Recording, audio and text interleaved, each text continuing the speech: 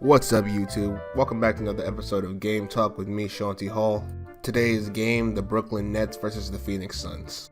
This is my first time watching either team this year, but coming into this game, they're both on losing streaks, so I didn't expect much. And I was right, both these teams are pretty bad.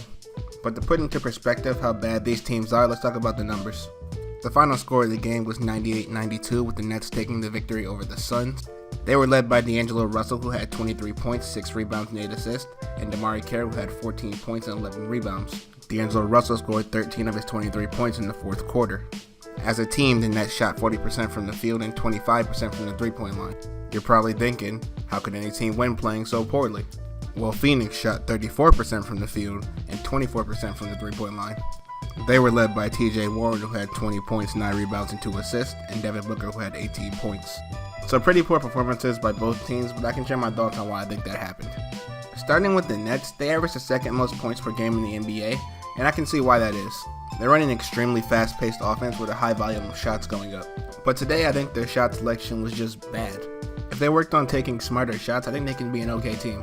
They play pretty tough defense and hustle pretty well, but the shots are just one glaring flaw that they have. One thing I think that can help with that though is starting Spencer Dinwiddie at the 1 and D'Angelo Russell at the 2. I say this because the Nets looked a lot better when Dinwiddie was on the floor, and also because I believe Allen Crabbe would thrive in the bench role.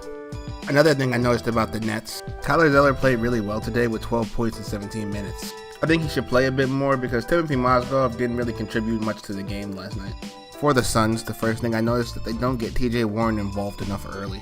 He's the second best scorer on the Suns. For him to be taking 2 to 3 shots in the first quarter is pretty bad.